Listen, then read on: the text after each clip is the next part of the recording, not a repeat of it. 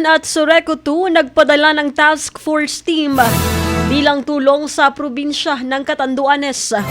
Ang buong detalye ng balita nasa linya sa Megavo Patrol number 16, James Olikino. Bicol Network News Report!